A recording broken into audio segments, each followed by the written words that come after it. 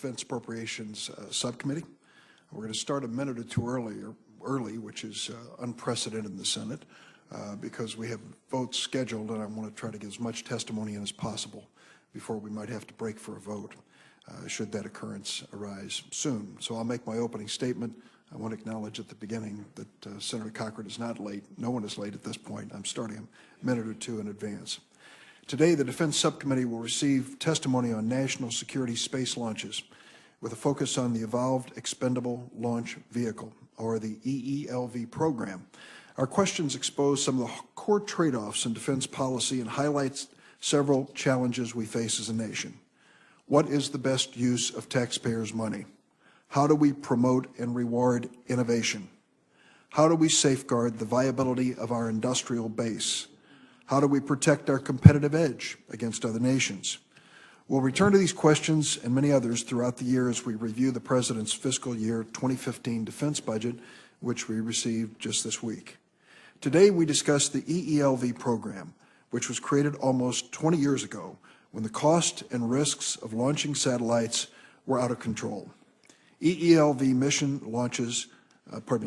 launched the most important satellites developed by the Air Force, National Reconnaissance Office, and the Navy, not to mention NASA, and a fewer number of commercial customers. The program has been extremely successful in launching satellites that cost the U.S. taxpayers literally billions of dollars. The safety record of the Atlas V and Delta IV rockets made by the United Launch Alliance is remarkable, but we do have some concerns about the acquisition strategy and cost and future of that program. From 2011 to 2014, the amount the Air Force budgeted for an average of 6 satellite launches per year grew by 60% in that 3-year period. There are many answers as to why the program became more expensive, but the important question is, what should we do about it? Over the past 3 years, the Air Force has tried to control cost by stabilizing ULA production with a block buy of 36 rockets from ULA while fostering competition from new entrants such as SpaceX. The subcommittee needs to better understand the cost of the current program, how to ensure that competition is fair and presents the best value to the government, and whether we need to do more to ensure that we can deliver satellites on orbit in the most efficient and affordable manner. These decisions on how to purchase access to space could have lessons that are applicable to many other defense capabilities. Could the Pentagon learn to live with only one major supplier of rockets by better managing that industrial capability with smarter buying and better negotiating? Or should the Department of Defense be more forward-leaning and embrace companies that challenge the rules on how we normally run defense programs? It's been the general practice of the Appropriations Committee to direct questions about acquisition programs to the government officials responsible for the use of taxpayer money. Today, we're taking a different approach by going into the details of the EELV program with the 2 companies most involved in the upcoming competition, as well as 2 distinguished experts in space acquisitions. Their views and insights on the EELV program will inform the subcommittee's deliberations on the fiscal year 2015 budget request, and also shape our thinking about how the Department of Defense can best maintain access to space in a fiscally constrained environment. I'm going to welcome our witnesses: Christina Chaplin, Director of Acquisition Sourcing and Management at the Government Accountability Office; Michael Gass, President and CEO of United Launch Alliance; Elon Musk, CEO and Chief Designer of Space Exploration Technologies; Dr. Scott Pace, Director of the Space Policy Institute at the Elliott School of International Affairs, George Washington University. I'm going to ask the witnesses to provide their 5-minute opening statements, but I note the presence of the ranking member of the Full Appropriations Committee, Senator Shelby of Alabama, and I'd like to give you an opportunity, if you wish, for an opening statement. Mr. Chairman, thank you very much. I will try to be brief because we have a distinguished panel here. Delivering national security satellites safely to orbit is one of our most important national security missions. This requirement is precisely why the Department of Defense focuses on mission success and reliability in the Evolved Expendable Launch Vehicle, or what we call EELV program. This focus and the work of the EELV sole source contractor, the United Launch Alliance, has resulted in 68 consecutive successful missions. 68 consecutive successful missions. I recognize this achievement, not just as a senator from Alabama, where the ULA performs its engine assembly work, but as someone who has watched the defense industry for decades and knows that a 100% success rate is no small feat. As the Department of Defense moves forward with a new acquisition strategy for the EELV program, I believe we must ensure that the program's record of success is maintained. Much of today's discussion will focus on competition, and I agree that competition typically results in better quality and lower price contracts. But the launch market is not typical. It is limited demand and is framed by government industrial policies. And while the goal of competition is to lower the cost of access to space, which I think is good, combined with the need to maintain performance and reliability, such as we have today, competition may not actually result in a price reduction for the federal government. I believe that much of the cost associated with the EELV program today can be attributed to the Department of Defense decisions about the structure of the program, including the practice of purchasing one launch vehicle at a time rather than a lack of competition. Simply modifying this buying strategy alone and moving into a new block buy approach has already resulted in significant savings and will ultimately be saving billions of dollars. The Air Force, for example, has estimated $4.4 billion savings so far. The wise stewardship of taxpayer resources is essential in all government programs, and oftentimes competition is key. In this case, the safety and security of our national security payloads is paramount. I'm not convinced yet that a wholesale change in the EELV program is the answer when we have witnessed significant results from a minor modification to purchasing practices in the existing program. But I do look forward to the testimony of our witnesses on the role of competition in this unique market and in exchange as to why a sea change in the program is necessary to achieve savings if it is. Thank you, Mr. Chairman. Thank you very much, Senator Shelby. And now we'll have our witnesses give an opening statement. Their written statement will be made part of the record. If they'll take 5 or 6 minutes to summarize it, we can then open it to questions. And the first person to testify, Christina Chaplin, as I mentioned, Director of Acquisition Sourcing and Management at the Government Accountability Office, which has done a comprehensive review of this issue, which I commend to my colleagues and those who are following this debate. Ms. Chaplin, please proceed. Mr. Chairman, thank you for inviting me today. I'm very pleased to be here to discuss the ELV program. The program itself has been through different contract arrangements and acquisition strategies. There was competition at the beginning of the program with the aim of ultimately selecting one company, though the government opted to keep 2 companies based on the assumption that there would be a surge in commercial demand that would allow the government to benefit from lower costs. Fixed price contracts were used also in the early part of the program, and the government was able to benefit from prices that were lower because the companies purchased items in bulk, key items in bulk, in anticipation of the predicted high demand of the commercial market. After the commercial market did not materialize as expected, however, there were several significant changes. 2 suppliers merged into one. The government began using a fixed price contract to acquire launch services and a cost-type contract to acquire the capability to launch that hardware. In view of launch failures that occurred in the late 1990s with the Heritage Launch Program, the government placed most of its focus on mission success and not as much on controlling costs. And as you mentioned, there has been a good record of success since then. In 2011, the Air Force embarked on the block buy strategy in anticipation of significant price increases.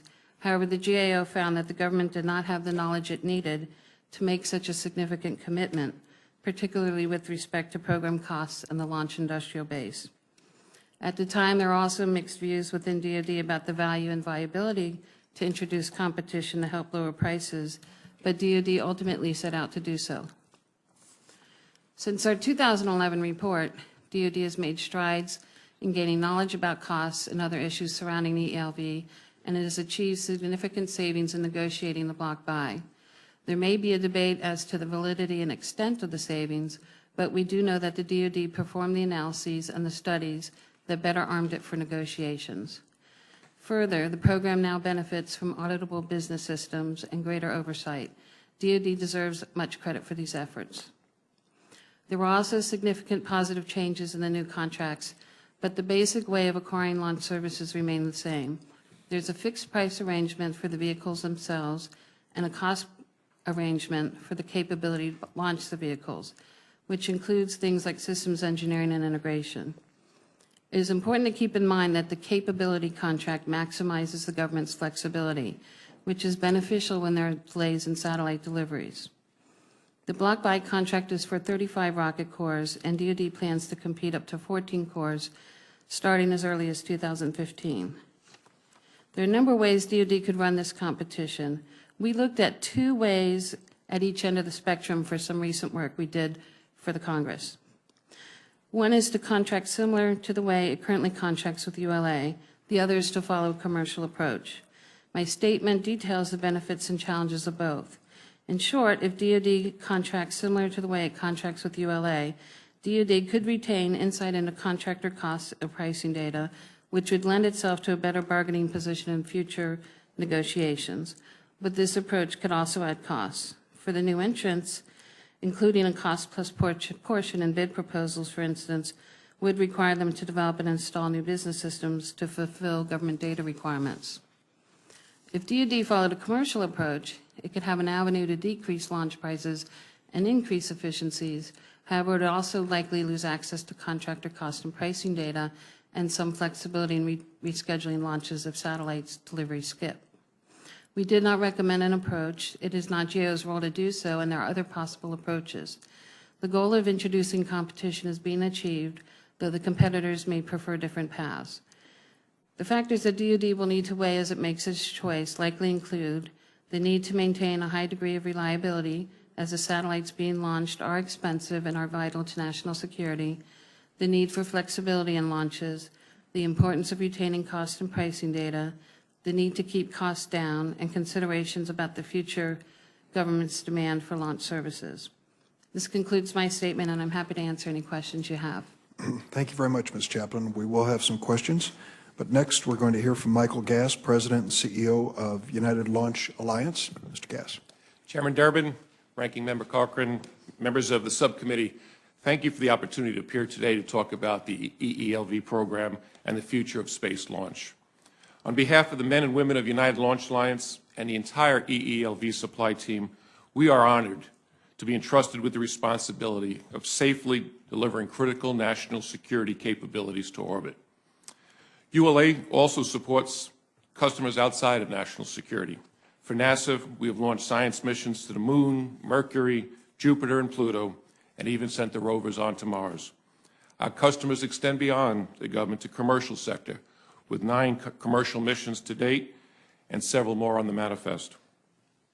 I am also pleased to report that ULA and the government team have consistently delivered 100% mission success, over 68 times since the inception of the program, delivering over $60 billion of taxpayer-funded satellites.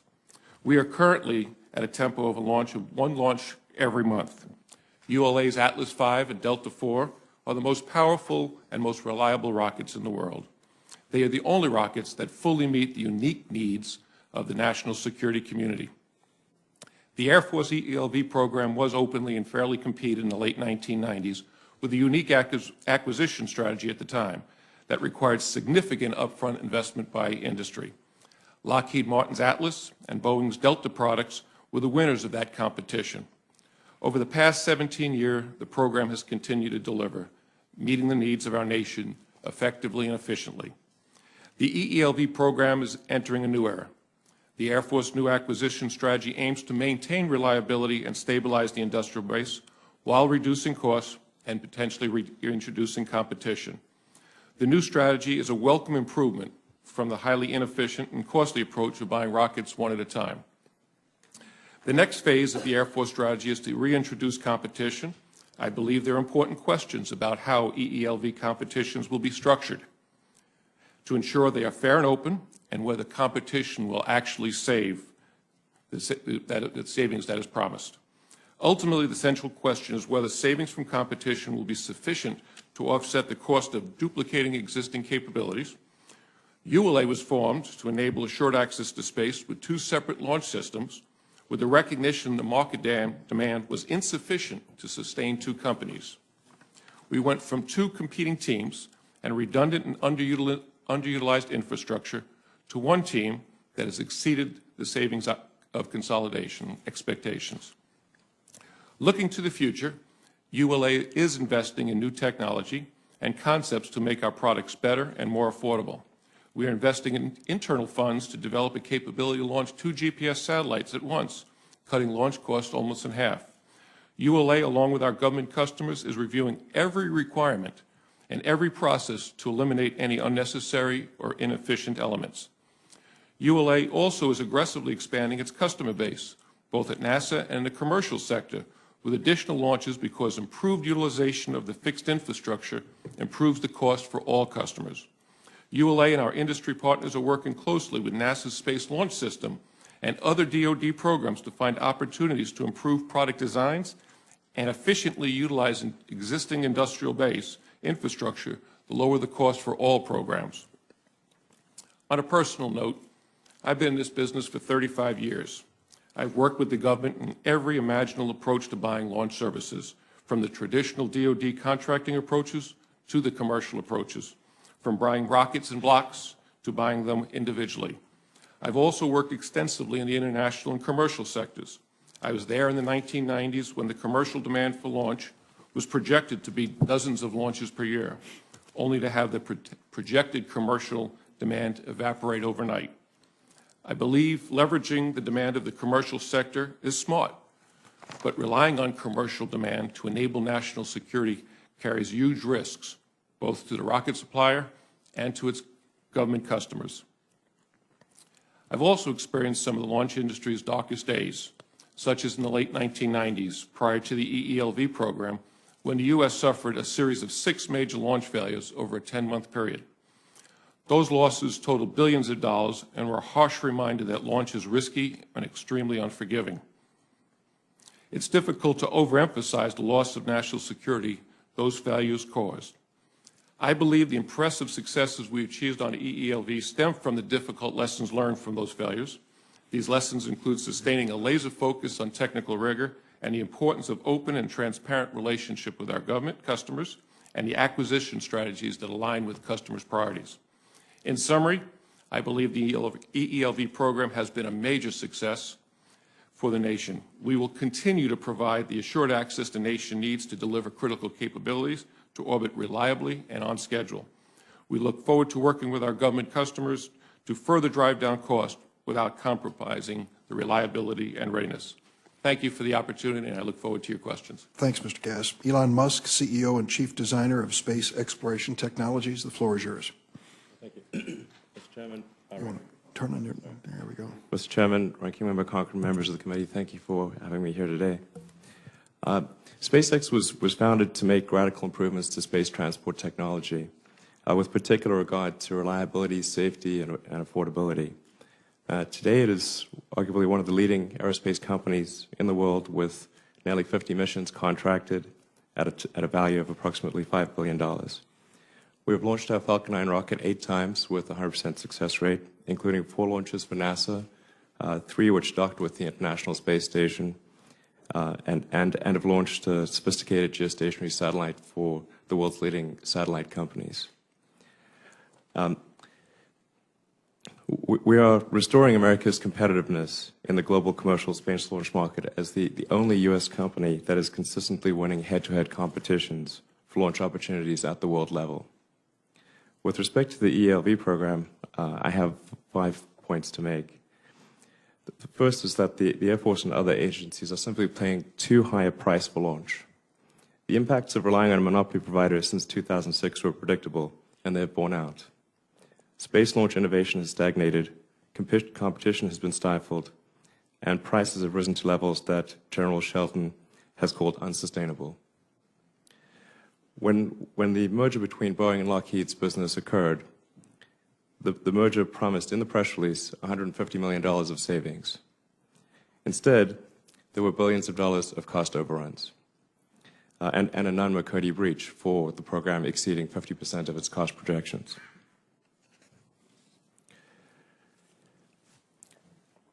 According to congressional records, in FY13, the Air Force paid an average of $380 million for each national security launch, while subsidizing ULA's fixed costs to the tune of more than $1 billion a year, even if they never launch a rocket. By contrast, SpaceX's price is well under $100 million, meaning a savings of almost $300 million per launch, which in many cases would pay for the launch and the satellite combined. So if you took something like a GPS satellite, which is about $140 million, you could actually have a free satellite with the launch. So our launch plus the satellite would cost less than just their launch, which is an enormous difference. And we seek no subsidies to maintain our business. To put this into perspective, had SpaceX been awarded the missions ULA received under its recent non-competed 36-core block buy, we would have saved the taxpayers $11.6 billion. Competition, point number 2, competition is coming to the national security market. This has been acknowledged. And we are ready to compete for that. In order to be certified as an ELV provider, SpaceX has had to meet a number of requirements that were never demanded of the incumbent provider. We were required to successfully launch 3 flights of our upgraded Falcon 9 vehicle, which we achieved in January. Under our ELV certification agreement, we're undertaking vigorous engineering reviews with the Air Force. To date, we've delivered more than 30,000 data items to the Air Force and provided total access to our internal systems to more than 300 government officials for certification. And we hope to complete that certification this year. And point number 3 is we really believe that robust competition must begin this calendar year. We applaud the early steps the Air Force and NRO have taken to reintroduce competition into the ELV program. In 2012, the Air Force, under direction from the Secretary of Defense, committed to competing up to 14 missions, with 5 missions available for competition this year. Of course, we would greatly have preferred that the Air Force open all of its missions for competition. And we have serious concerns that the 5 missions that will be competed this year will not actually be, that these 5 missions will not actually be awarded this year. We've recently learned that perhaps only 1 will be awarded this year. Point 4, with the advent of competition, a launch should really be viewed as a commodity, and any competition between new entrants and ULA should properly acknowledge the launch subsidy received by the incumbent. Consistent with federal procurement regulations and DoD acquisition directives, when a competitive environment exists, the government should use firm fixed price FAR Part 12 contracts that properly incent contractors to deliver on time and on budget. That means eliminating the $1 billion subsidy, annual subsidy to ULA, which creates an extremely unequal playing field. And the final point is that our Falcon 9 Falcon Heavy launch vehicles are truly made in America. We design and manufacture the rockets in California and Texas with key suppliers throughout the country and launch them from either Vandenberg Air Force Base or Cape Canaveral Air Force Station. This stands in stark contrast to the United Launch Alliance's most frequently flown vehicle, the Atlas V, which uses a Russian main engine and where approximately half the airframe is manufactured overseas. In light of Russia's de facto annexation of Ukraine's Crimea region and the formal severing of military ties, the Atlas V cannot possibly be described as providing assured access to space for our nation when supply of the main engine depends on President Putin's permission. Given this development, it would seem prudent to reconsider whether the 36-core uncompeted sole source award to ULA is truly in the best interest of the people of the United States. I thank the committee for this opportunity and look forward to addressing any questions. Thank you very much. Our last witness, Dr. Scott Pace, Director of Space Policy Institute, Elliott School of International Affairs at George Washington University. Dr. Pace. Okay, thank you, Chairman Durbin and Ranking Member Cochran, members of the committee, for providing this important opportunity to discuss the topic of national security space launches. As called for in U.S. national policy, the United States and the DoD in particular need to decide how it best assures the existence of, quote, 2 U.S. space transportation vehicle families capable of reliably launching national security payloads, unquote. A space industrial base meeting all government needs cannot presently be sustained by private market demand alone. Thus, a significant degree of government support will be necessary for the foreseeable future. The EELV program as it exists today is the result of technical, economic, and policy decisions made over several decades. Today, fiscal constraints, rising launch costs, limited demand, and strict government requirements have combined to create a complex ongoing debate about the role of competition in the procurement of EELV class launch services. The National Space Policy states, quote, that U.S. commercial space transportation capabilities that demonstrate the ability to launch payloads reliably will be allowed to compete for U.S. government missions on a level playing field consistent with established interagency new entrant certification criteria. I emphasize the phrase level playing field as the determination of just what this means is central to the question of competition going forward. Industry competition is a tool, not an end in itself. Depending on market conditions, competition can result in meeting DoD needs at lower cost or failing to meet those needs and merely shifting government costs to other accounts. The EELV program, as managed by ULA today, represents a high degree of experience and capability. As a potential competitor for national security launches, SpaceX brings, in my view, an intense focus on cost control while meeting customer launch needs.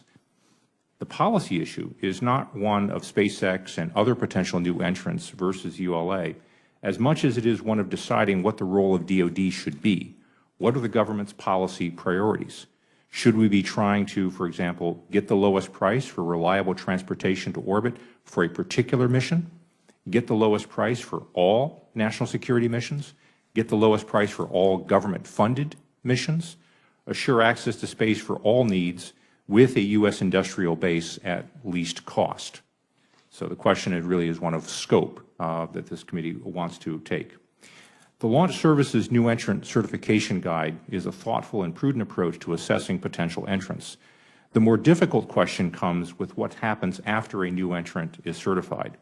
Will incumbents and new entrants with very different histories compete under the same rules? And whether they do or do not, what may be said about the rules themselves?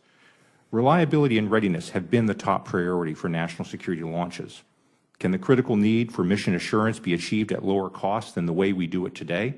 This certainly seems desirable, even plausible, but careful thought needs to be given as to what responsibilities and capabilities ought to remain within the government. Will the government have the authority to order a stand-down of a vehicle family in the event of failure? Are agencies willing to relax or modify their use of cost accounting rules and other FAR-based requirements for all launch service providers? In short, how much is the government willing to pay for process, and how much is it willing to pay for performance?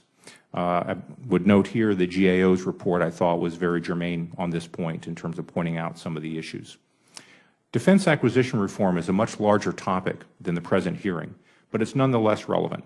Deciding how to best acquire space launch services may provide opportunities for pilot testing some forms of regulatory relief. For example, the government could pay separately for non-commercial processes and deliverables rather than having all costs bundled into the launch cost or company overhead. The government may still pay more for its launches than a commercial buyer would, but the cost drivers would be more visible and accountable, and we more easily allow cost-benefit trades for government decision-making. The most important consideration for any policy choice and implementing approach is that it be clearly stated and adequately funded, with clear priorities as to which requirements, schedules, and goals will be relaxed if resources or regulatory relief is not forthcoming. To do otherwise is to invite failure. Thank you very much for your attention. I'd be happy to answer any questions that you might have. Dr. Pace, thank you very much. And I think you can tell from the opening statements that this is a subject that I found challenging to the committee and to Congress, that really called for a much different approach in hearing, to bring together two companies from the private sector to express their points of view. I've done something that's a little unorthodox here. I've invited each of the companies represented, ULA through Mr. Gass and SpaceX through Mr. Musk, to submit 10 questions to the other side so that we can hear what they consider to be the strengths and weaknesses of their position. Those will be submitted for the record, and I encourage each of them to respond appropriately and in a timely fashion. Let's get down to some specifics if we can. Mr. Gass, Russia's in the news, and the question about sanctions by the United States against Russia for their adventurism in Crimea raise a question about our future relationship with this company, or with this country.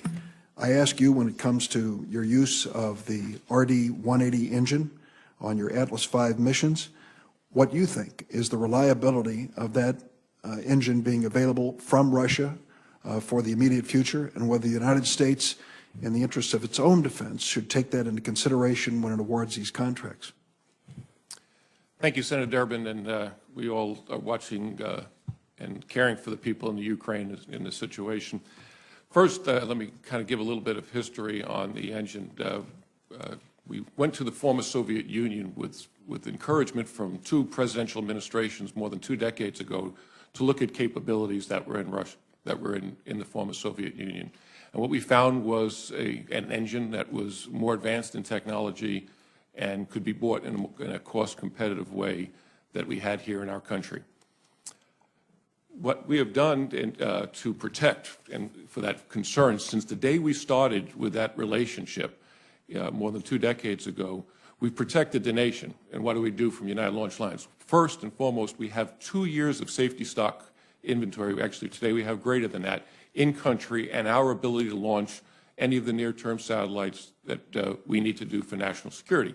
At United Launch Alliance, we have another product that is fully compliant and ready to support any of the missions. So from a nation, we are not at any risk for supporting our national needs. We've always kept our ability to not to be leveraged in the case of any kind of supply interruption. So I understand, for clarity here, you're saying that you have warehoused or stockpiled engines for 2 years, possible launches. What about the capacity to produce that same engine in the United States? Thank you, Senator Durbin. We have, as part of the deal that we signed with a company called RD Amros, was a joint venture of United Technologies and the company in Russia called NPO Energomash. We had a business deal where we could co-produce that engine. We bought all the blueprints and specifications, brought them into the country, and demonstrate that we can take the blueprints and specifications that were written in Russian, translated them, and in a full arm's length relationship, demonstrate we can build the most difficult products. And we've done that over several years. We invested hundreds of millions of dollars to prove that we have the capability to demonstrate our ability to build that exact engine. I've always encouraged the nation and to kind of follow what we saw in Russia, that they as a country invested consistently in propulsion technology. We have kind of fallen behind in advanced technology.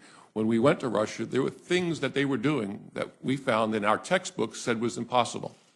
So, you know, it just shows that you can break the bounds of technology, and we have the ability now that we know how to do it and ready to do it. The people at United Launch Alliance and industry, the work that's being done at Marshall Space Flight Center and at the Air Force Research Labs has been pushing our envelope of technology. We need to stay on that constancy of purpose.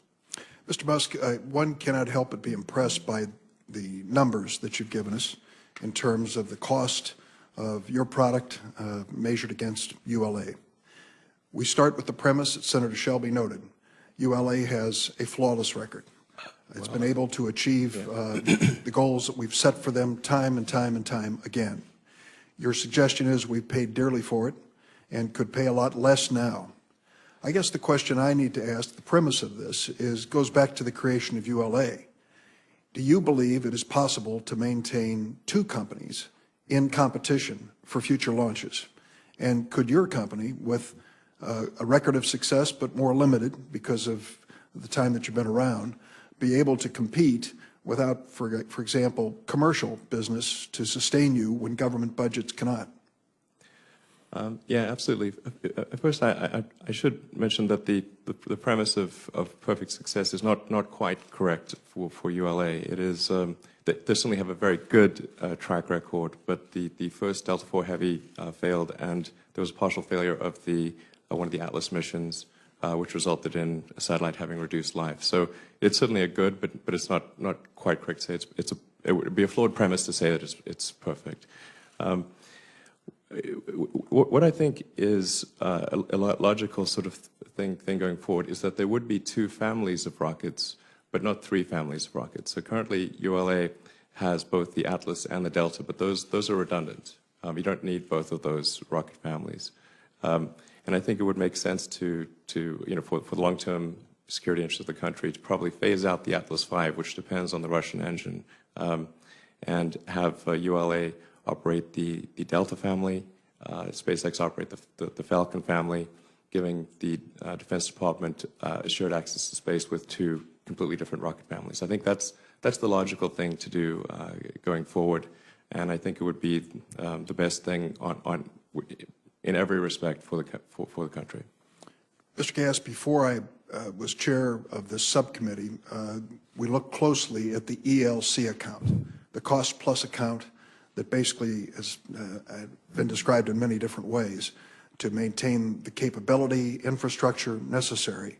So we are dealing, when we deal with ULA, with the actual fixed price of the product, the launch that we are purchasing, and then an ELC, which has been characterized as an infrastructure investment, a subsidy, a cost-plus item. What I hear from Mr. Musk is that he doesn't need that cost-plus item. He doesn't need that subsidy in order to compete with you.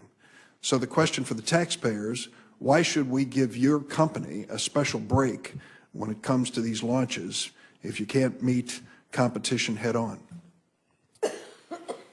Well, first, again, thank you for the question. I knew it was coming, and when I was listening to Mr. Musk, an ironic moment came back to me, and that it was probably more than a decade and a half that I was sitting in the back of a room like this when there was some generals and some industry leaders sitting here explaining to senators like yourself about why there was some of these failures that cost billions of dollars of lost capability, and they were held accountable.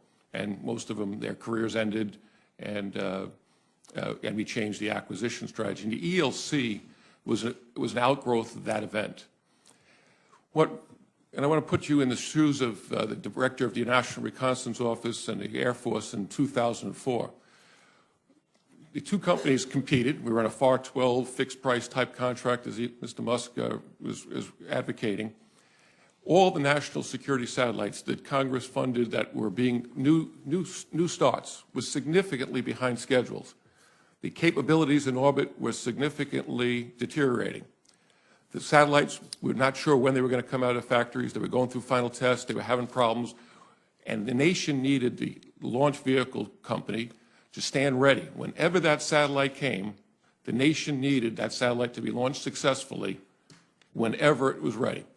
In a fixed price business, we were losing money. There was no satellites to be launched. We had people standing around. We would have furloughed our workforce for a while and come back when there was enough demand when those satellites were ready, pool up the demand.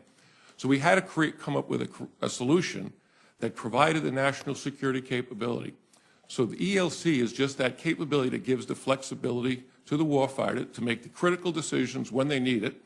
It's categorically not a subsidy. I wish I had a contract that Mr. Musk has, that he has from the NASA commercial cargo activity, much better for making us competitive in the true commercial market, because it doesn't come with any of the constraints and burdens of accounting that I think Ms.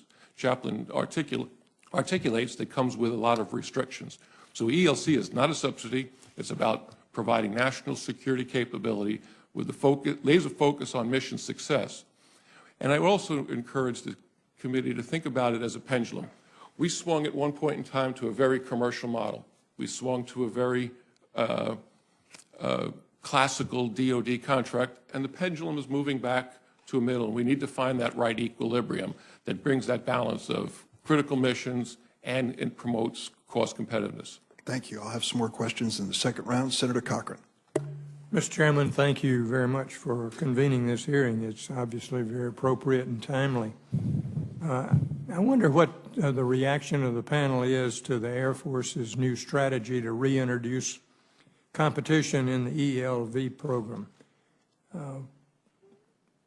At the same time, recognizing that we have significant mission success, which has been achieved by United Launch Alliance, the sole source launch provider since 2006. What is your reaction to that situation? Should we continue to support this as it is, or should we make changes? Like to go first? Who would you like to answer, sir? Whoever wants to answer it. I think when we did our report in 2011, the idea of having competition in this program arose. And over time, DoD did recognize that this was a way to lower costs. The costs were a real issue back in 2011. Just to quote Frank Kendall, who is the acquisition leader at DoD, with no threat of competition, DoD, the ELV, and the prime contractor are in a poor negotiating position and pay the price demanded. So competition is one avenue to put pressure to lower prices. It's not the only avenue. The other avenue is to gain insight into cost and pricing and to take actions to gain more efficiencies within the program you have. The Air Force is doing both. They've also, the NASA side uses competition to do its launches. It works pretty effectively, and ULA and SpaceX are both used to working under those arrangements. It's worked well for another government agency. Mr. Gass, you have an impression to share with us? Absolutely. The measure of success should not be how widely competition is employed, but how wisely competition is employed. And when we started this program, we had two competing companies, the Lockheed Martin Corporation and the Boeing Company, and it wasn't working. So can we formulate competition that could work, that's actually going to save the taxpayer money? And when you deal with the limited demand of the nation and some of the unique requirements that the nation is, how are we going to have that competition to be on a fair and level playing field? Some of the most unique missions clearly don't need multiple capabilities in this country. And if we talk about fair and level competition, is it 2 companies? Is it 3 companies? Is it 4 companies? When does it stop? And how do you limit other companies from wanting to participate and taking a niche of the product? I shared the story of when I was here about a decade and a half ago. I was running a program called the Atlas II. It was supporting DoD programs on a far competitive basis. When we were launching basically the military satellite constellation, we had a block buy of Discus and UHF, which have been replaced by the WGS and MUOS in today's constellation. We had a block buy, fixed price, commercial contract. With that contract, we were able to compete for NASA for commercial missions fairly successfully. After those disasters, I was promoted, and I now had many launch capabilities. And I was cleared for some classified missions and recognized those missions can't work in a competitive commercial environment. Those capabilities are so unique that it just would not work. It would cost the government excess funds to stand up multiple companies to have that redundant capability. I always go back when I share with acquisition officers a story. Many years ago, I worked on the Tomahawk cruise missile program, and the country wanted to dual source and have competition. Well, the demand wasn't there. They told the companies, you're going to stay in business, and it quickly became a competition to win the losing share. There was no incentive to win the majority share, because if you don't have a winner-take-all, survival of the fittest kind of competition, and you know that you're going to be kept around, it also doesn't work. Ms. Chaplin talks about the lessons learned and the balance. I'm all for that pendulum moving to the right spot for our nation and delivers taxpayers a better and more efficient activity. Thank you. Mr. Musk, what is your reaction to that? Well, I think as a country, we've generally decided that competition in the free market is a good thing, and that monopolies are not good. And it's interesting to note that from the point at which Boeing and Lockheed's launch business merged, from the point at which they stopped being competitors, the costs doubled since then. And I think the reality is when competition is introduced, reliability is a key factor in competition. So that would be a deciding factor in who wins what launches. It doesn't become less important, it becomes more important. But the cost to the U.S. taxpayer will drop substantially. I think they will drop at least to the level that they were before Boeing and Lockheed became a monopoly in the launch business, and perhaps even better than that. And frankly, if power rockets are good enough for NASA, why are they not good enough for the Air Force? It doesn't make sense. Dr. Pace?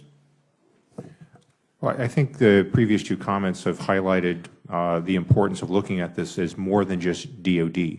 That is, what actions occur in the commercial market, what actions occur with NASA, all affect the same industrial base. There isn't really a DoD space launch industrial base. There's a U.S. launch industrial base. And so what actions other agencies pursue has an impact here. As is mentioned, NASA has been successful in using more streamlined processes for buying its launches. I think it's also fair to say that NASA doesn't have the same policy requirements for assured access to space that DoD does. I dealt, when I was at NASA, with a lot of the science mission community, and they were plainly opportunistic. They would buy the best, most reliable vehicle they could at least cost. But they did not have the same policy imperatives for assured access to space for all their payloads that DoD does.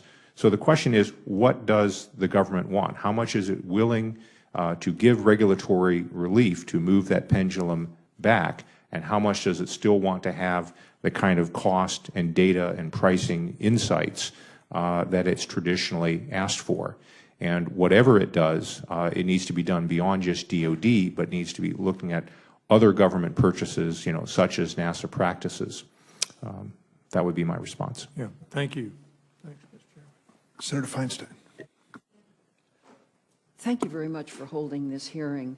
I'm not a newcomer to this issue. I think it was several years ago that ULA came in and talked to me, and all of these companies are in California in one way or another.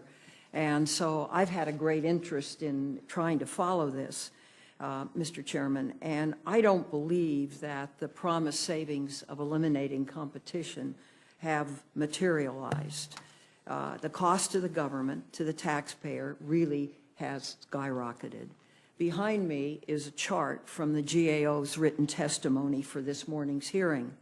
It depicts the cost of the EELV program since its inception. The red line shows when ULA was formed. So the cost of this program before and after competition for space launch, depicted by the red line, is startling. Since 2006, when ULA was formed, space launch costs have increased from $613 million to $1.63 billion in FY14. That's a 166% increase for the program overall. Mr. Musk mentioned, and he's correct, that in 2012 this program triggered a Nunn-McCurdy breach when average procurement unit costs grew 58.4% against both the original 2004 and 2007 modified baseline. Most startling, the most recent independent cost estimate from the Cost Assessment and Program Evaluation of DoD projects the program will cost close to $70 billion through 2030. I welcomed Secretary Kendall's acquisition decision memorandum dated November 27th, 2012. And I'd like to submit this for the record, if I may, Mr. Chairman. The memo states, and let me read it, I direct the Air Force to aggressively introduce a competitive procurement environment in the EELV program by competing up to 14 corps with initial contract awards as early as 2015 for missions that can be flown as early as 2017. And then it gave specific directions to the Secretary of the Air Force, which I think will be interesting to read. Unfortunately, it appears the Air Force is not living up to the direction provided by the Undersecretary. According to information provided to my office, it appears the Air Force is going to delay and reduce the number of corps that will be competitively procured before FY17. And I think that's really a shame. I have three quick questions. Mr. Musk, SpaceX has achieved, as you just pointed out, 3 consecutive successful launches of its Falcon 9 rocket. That's the major requirement for being certified for competition for EELV contracts by the Air Force. So what challenges, if any, do you expect from the Air Force certification process? The Air Force certification process appears to be going quite well, and we're not aware of any issues that would prevent us from being certified to fly missions and completing that certification this year. We are concerned about any delays in the contracting, and hopefully those delays don't materialize. And as I mentioned in my earlier testimony, I think in light of recent events on the international stage, it may be wise to consider whether procuring the Atlas as part of the 36 core block buy, which is a 5-year buy, as was mentioned earlier by Mr. Gass. They only have a 2-year supply of engines, and yet this is a 5-year contract for the 36 cores. So if there are any sanctions or if there's any issue with supply of those engines, there will not be assured access to space for the Atlas V. Now, according to the Kendall memo that I just mentioned, new entrants should be able to begin competing for up to 14 EELV launches by FY15. Do you expect the Air Force to live up to the requirement imposed upon it by Undersecretary Kendall? I'm very hopeful that the Air Force will adhere to that requirement. So you believe that you will be able to compete for 14 EELV launches by FY15? I'm highly confident that we will be able to do so, yes. Good. Thank you very much, Mr. Chairman. Thank you, Senator Feinstein. Senator Shelby? Thank you, Mr. Chairman. Mr. Musk, you recognize, excuse me, in your statement for the record that the Air Force's acquisition approach requiring detailed cost data, accounting, auditing, and other mission assurance requirements adds, these are your words, adds substantial overhead costs to the taxpayer for oversight of a largely mature booster core.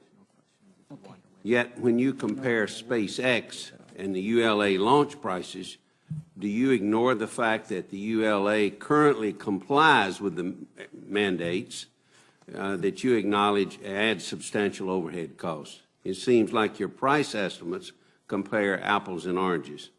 And why should, Mr. Musk, why should SpaceX be exempt from the same auditing, oversight, and accounting rules that DOD requires of the United Launch? If SpaceX is required to comply with those specific requirements, how will that impact the cost of your launch vehicle? Is that, you understand? Certainly. So we provide full and detailed insight into all of our costs, and we've been doing so for a long time to NASA, and we're also providing that to the Air Force. So the government has complete insight into our cost structure. There is additional cost for U.S. government missions due to the mission assurance process because the U.S. government does not buy launch insurance. So in order to improve the probability of success, there is quite a substantial mission assurance overhead that's applied, which is why our launch costs are estimated to be 50% higher for Air Force flights than for commercial flights. So instead of $60 million for a commercial mission, it's $90 million. But that compares to more like $380 million for United Launch Alliance. So even when you add the Air Force overhead, there is still a huge difference. In fact, all of the numbers I was referring to are including the Air Force overhead. Should you have the same rules to apply to your company that the United Launch has applied to them, I guess is the question. Absolutely. Okay. Yeah.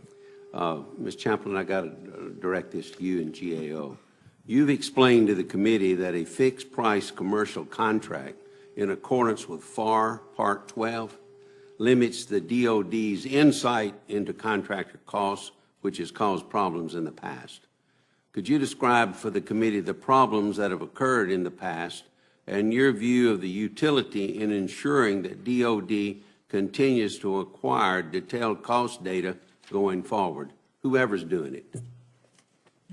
Okay. I would like to say when there was commercial contracts used at the beginning of the EELV program, the suppliers did not have to follow those requirements. When the EELV program transferred into using a cost type arrangement for one of its contracts, then they were required to have those systems. And the reason those systems are there is when you have a cost type contract, the government needs to validate those costs. They're not just paying some price, they are paying the costs incurred. So you need standard certified systems to ensure those costs incurred are valid. They include things, overhead, pensions, everything that's allowable that the company incurs while it's making that product or producing that service. If going into this competition, DoD chooses the commercial approach, those requirements will not be required of either party. If they choose the approach they're using now, the requirements will be imposed on both parties. The systems do provide good data. They give you insight into costs. They give a uniform way of measuring. They help impose discipline on a program. There's a lot of value, and it was a long, hard fight to get those in the current program. It was not easy. It's not an easy accomplishment to do. After a time period where you weren't required to do that, that was also tied to these lot buys early on in the program. So it's reasonable why that wasn't required in the very beginning. So there's value to these requirements, but under a commercial approach, the bottom line is price, and those requirements wouldn't be required of either party. Mr. Musk, would you concede that 68 consecutive launches is a great record? I would, although I'd like to point out that there were two highly publicized failure investigations, one for Delta IV Heavy, one for Atlas. The Air Force conducted failure investigations. ULA has a very good track record. It is just not quite as perfect as 68 perfect launches. Mr. Gass, you have any response to that? We measure the mission success by our customers' declaration. And so if they declare that the satellite and the mission is a success, we use the same record. And why it's that important, because our profit is tied to a mission success. If we don't deliver it, it's not only we forfeit our profit, but potentially get a penalty. So the declaration is about the on-orbit capability, and that's how we measure success. Mr. Musk, in October 2012, I believe this is right, a secondary payload aboard a SpaceX Falcon 9 rocket was sent into the wrong orbit because one of the 9 Merlin engines powering the rocket failed. What recourse did the owner of the secondary payload have in that situation to recover damages? In other words, what's next? What was next? Right. Well, by ULA's definition of success, that mission was perfect. No, that was perfect, although you went into the wrong orbit and so forth. You're right. Saying that's perfect. So the primary mission, which was to deliver the Cassiopeia satellite, was 100% successful. There was a secondary satellite that was an optional objective that was not part of the primary mission. But as I said, if you accept ULA's definition of perfect success, then that mission was perfectly successful. Mr. Gass? It would not be declared successful. If that was a contracted requirement, we would. He would say it was successful by his criteria, but you'd say it was not successful. Right. By yours. You know, we could have a debate about success, but if it's considered an experiment and the rocket was supposed to perform all the capabilities and it didn't, that's that's a different kind of business arrangement. But in our measure of success, we put margins in. The anomalies that Mr. Musk referred to that we had on United Launch Alliance was design margins. The margins came into play, and we were able to successfully deliver the satellite. It is an incredibly risky business, and everything needs to work perfectly. Dr. Pace, you have any comment on that? I would add more from as a former analyst, with NASA, that getting detailed understanding of the prices and costs. Prices we understood, I think, with SpaceX. Understanding all the costs, I think, was somewhat more difficult. SpaceX did not have, when I was at NASA, the detailed level of business accounting systems that we were used to on other projects. So we had a very robust dialogue with SpaceX people, and we got a lot of information. There's a lot of cooperation. But I would have to say that really understanding all those costs to the same level of detail was hard to come by. And so eventually in some areas we said, you know, there's some magic going on SpaceX. We don't fully understand, but we appreciate the results. Again, how much is the government willing to pay and impose on SpaceX on these contracts? If it's not willing to impose those kind of detailed reporting requirements, are they willing to relax them, you know, on other players? Thank you. Thank you, Mr. Chairman. Thank you, Senator Shelby. In this round, I'm going to take what I consider, after listening to the testimony and reading the background here, the best arguments on both sides, and ask you each to address them. I'll preface my question to Mr. Musk as follows. In this new job, I'm traveling around the United States, seeing some amazing capacity that we have developed. Newport News, the very best when it comes to building submarines, aircraft carriers. Head up to Connecticut, helicopters. Wherever you go in this country, California as well, Boeing in the Midwest, you see some exceptional companies doing exceptional work, keeping us as safe as possible. And they all say to me, Mr. Chairman, if you keep cutting these budgets, we're going to be laying off the best workers in the world. And when you need us, if you ever need us, we won't be there. So you've got to find a way to maintain our capacity to build, even if we're not at war, even if our budgets are going down. When I heard Mr. Gass explain the ELC, I think that's what I heard. He suggested there was a time when the workers were idle. They weren't being called to have as many launches as they were in the past. And so the ELC, some call it subsidy, some call it something else, is basically there to maintain capacity, even if the demand is not there. So let me ask you this. What kind of risk do we run as a country to jeopardize the capacity of ULA by eliminating the subsidy or not factoring it into the bid so that ultimately war, no war, good budget, bad budget, when we need them, they'll be there? Sure. Well, the reality is that today there's a steady cadence of Air Force and NRO missions every year. So you don't really have the wide difference that from one year to the next that you had in the past. So I think the prior justification of needing that for stability is no longer there, because there is a stable launch demand from the Air Force and intelligence community.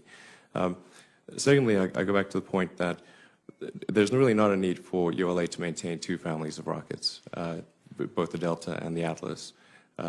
And given that the Atlas is dependent upon a Russian main engine, which can be cut off at any time, the logical thing to do is to eliminate the Atlas family, have the Delta and Falcon family, and that will provide the greatest amount of assured access and the greatest reliability and the cost savings that the government is looking for. Mr. Gass, you saw the chart that Senator Feinstein produced. When it comes to competition, it usually means lower cost. When there's no competition, a monopoly situation or anything close to it, buyer beware. Consumer, consider the possibilities here that your costs are going to go up unbridled. So what we hear from Mr. Musk is that if we went into price competition, we could save a lot of money in a hurry. That, in fact, ULA, based on his estimates, is overcharging the taxpayers. Now, here we're facing a budget situation which is awful. We are seeing limited increases in defense spending and, slightly over the horizon, another sequestration coming our way. So why shouldn't we, as good stewards of taxpayers' dollars, say, well, let's put some competition in it. That's the American way. That's the free market. Let's make sure that ULA is not overcharging us. When we look at the mountains on Senator Feinstein's chart, it suggests that without competition, your costs have gone up dramatically. So why wouldn't the taxpayer be better served with competition? Thank you for that question. It's important. And may I ask you to put the chart back up? First, for the record, I heard Mr. Musk use all kinds of numbers that were categorically wrong, and I'll be glad to share with the committee the right calculation.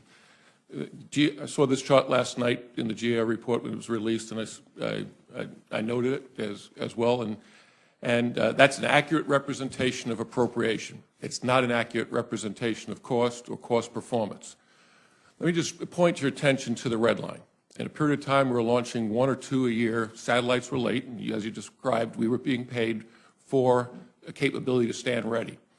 As we go out to the outer years, we're now buying rockets and launching in about a 10 or 11 years. So if you just do division, all of a sudden it'll be different.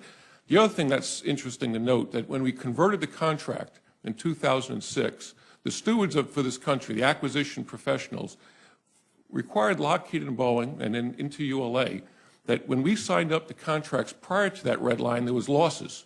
We actually had to give credits at about almost $1 billion that we took off the contract price so you didn't have to appropriate during that time, and the company took those losses because they were overly aggressive in the pre-red line activities with that expectation of commercial. So you talk about the good stewards of taxpayers, and I want to give a compliment to the incredibly hardworking acquisition professionals that go through the data and provide and make sure that the nation is getting a good value. But take me down to the basic question here. Price competition is going to give the taxpayers a lower cost, is it not? It can, if it's on a fair and open playing field and everybody has to have the same requirements. The problem with that statement is if everybody has to have the same requirements and there's certain requirements that you don't need, there'll be excess capacity because there's just not enough work for two. And if everybody has to have it, it could create excess cost. The other example that I gave before when I talked about the Tomahawk cruise missile, if you know you're not going to lose, and it's not a winner-take-all, you may not have the right kind of incentives. At the same time that Ms. Feinstein shows the increase in the appropriation, there was a period of time where we had a contract that was not incentivizing cost performance. We had what we call an award fee contract, where requirements could creep up. And as a company, an award fee, if we said no and pushed back on the requirements, you get negatively rewarded on your profit rate. Today, the Air Force fixed that. We have a very clear contract that's aligned on the priorities. That's one, mission success is a major portion of our profit, and we have a cost incentive contract on ELC. We have to year-over-year improve. We signed up to a greater than a 5% year-over-year improvement. It's already in the contract, and we're incentivized to improve upon that. And so it's the right kind of contract for the time frame. The period of time where the satellites were not coming on a regular basis is a different time frame than where we are today. I came into the building and talked to the DoD officials as early as 2008, seeing that things were going to get more stable, that we needed to change the acquisition strategy. And it took us to 2012 for us to do that, but it's on the right path. Senator Cochran. Mr. Chairman, thank you for convening this hearing. I think it's been a very helpful exercise. I have no further questions, but I want to compliment the efforts that the contractors are making to produce products which protect the security interests of our country at a reasonable price. To Mr. Gass, I'm trying to remember how many years ago we met, but it was quite a few. And when we met, I was surprised that this was essentially a monopoly. And I think we talked about it. And you assured me that these costs would go down. Now, if I understand you correctly today, what you're saying is, well, there are, we have to follow one set of restrictions and they follow another set of restrictions. And I don't quite understand this. Would you oppose an open competition if all the rules across the board were the same? Would ULA actually say, we don't want to compete with SpaceX? Absolutely not. Thank you. Absolutely not. ULA is ready and willing and able to compete on any field. See, I would think that would be your answer. And I would think that that would be satisfactory because, after all, competition is the American basic demand for the accordance of a contract. So what keeps us from doing this? Basically, SpaceX doesn't have all the capabilities nor the requirements. So if you think about it, if SpaceX's requirements have to come down and some of our requirements have to be eliminated till we get that level playing field. Okay. Mr. Musk, respond to that. If this is the heart of the matter, respond to it. Yeah, I believe SpaceX can manage all of the Air Force requirements.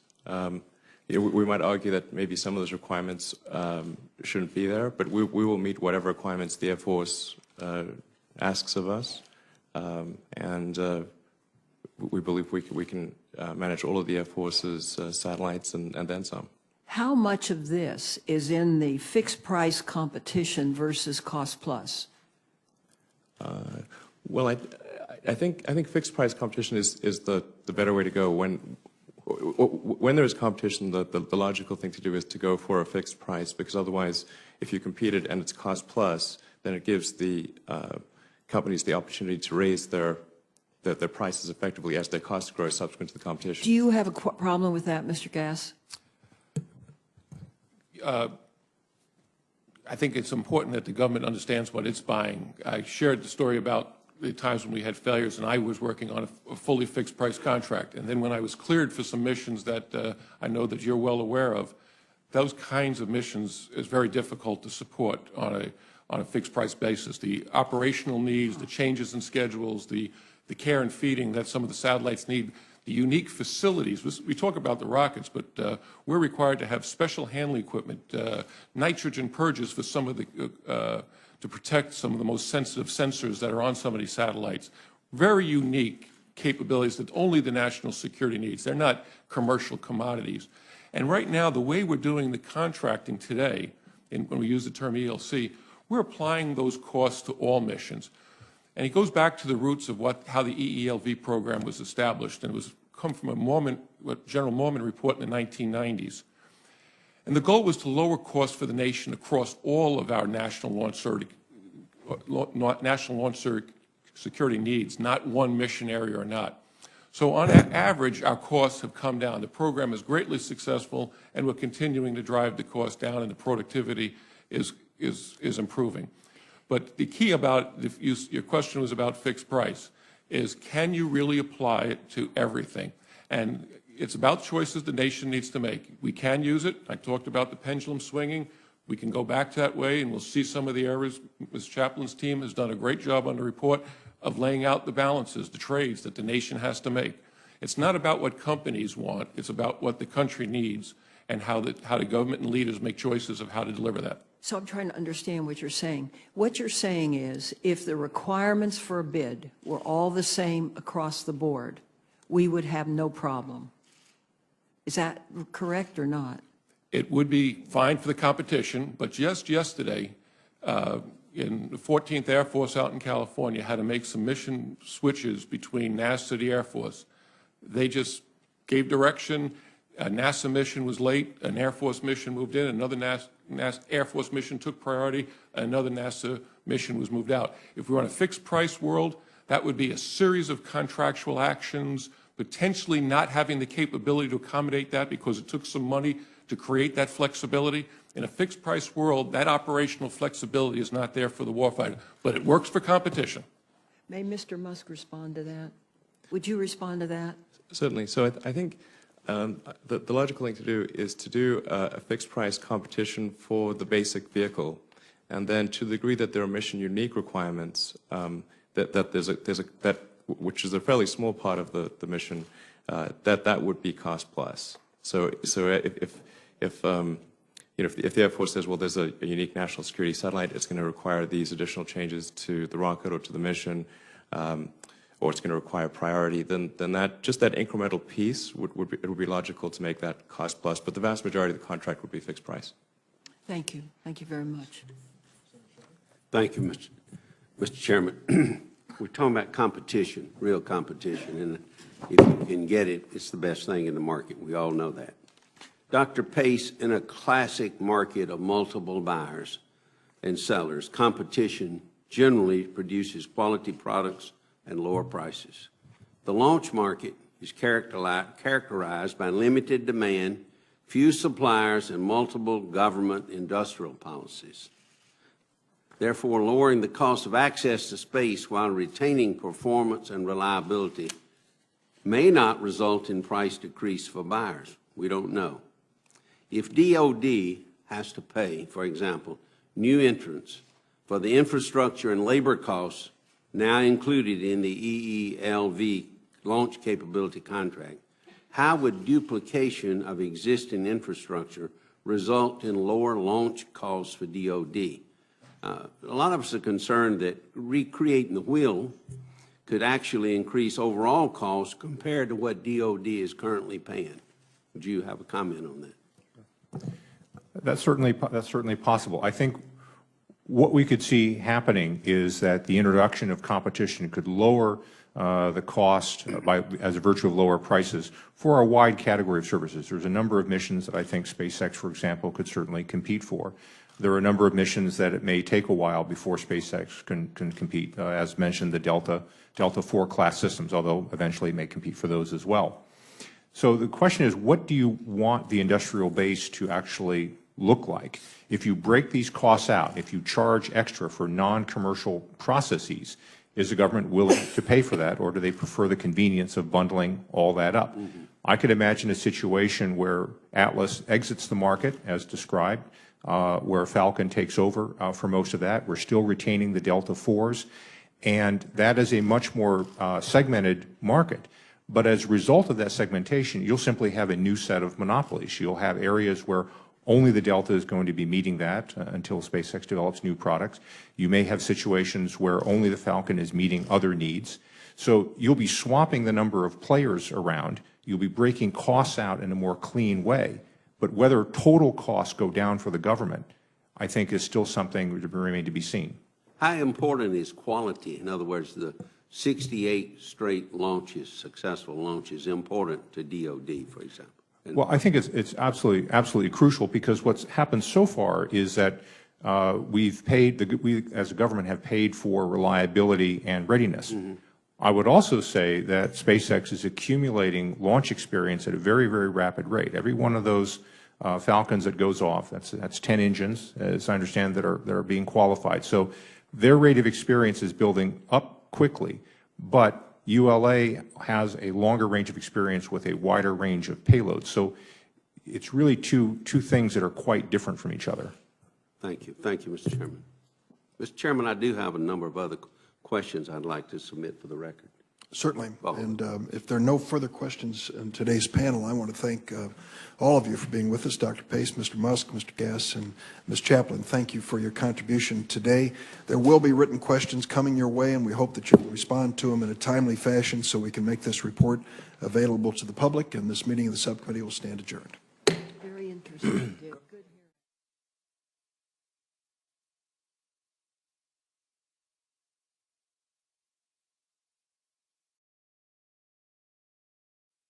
Defense Appropriations Subcommittee. We're going to start a minute or two early, which is unprecedented in the Senate, because we have votes scheduled, and I want to try to get as much testimony in as possible before we might have to break for a vote, should that occurrence arise soon. So I'll make my opening statement. I want to acknowledge at the beginning that Senator Cochran is not late. No one is late at this point. I'm starting a minute or two in advance.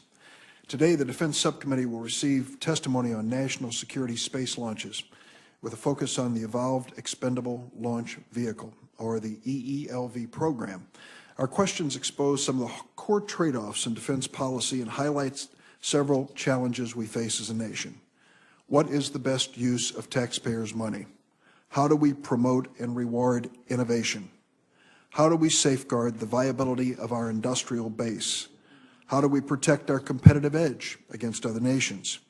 We'll return to these questions and many others throughout the year as we review the President's fiscal year 2015 defense budget, which we received just this week. Today, we discuss the EELV program, which was created almost 20 years ago when the cost and risks of launching satellites were out of control. EELV missions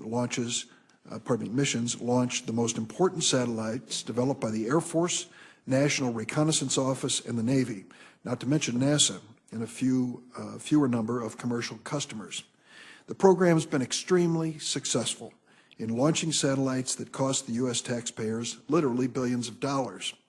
The safety record of the Atlas V and Delta IV rockets made by the United Launch Alliance is remarkable, but we do have some concerns about the acquisition strategy and cost and future of that program.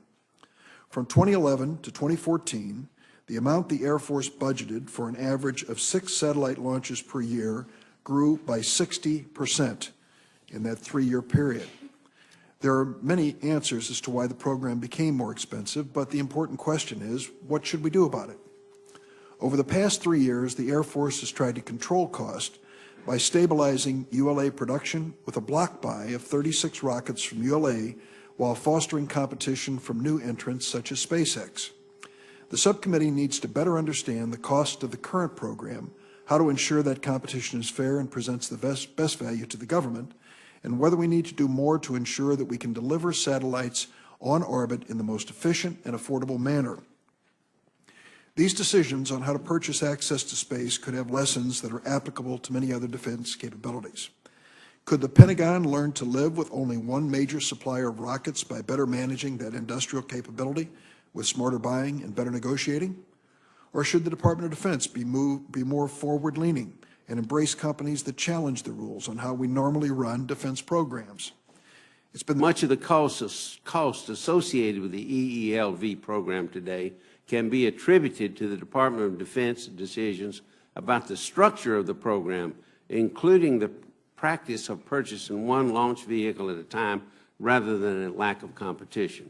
Simply modifying this buying strategy alone and moving into a new block buy approach has already resulted in significant savings and will ultimately be saving billions of dollars.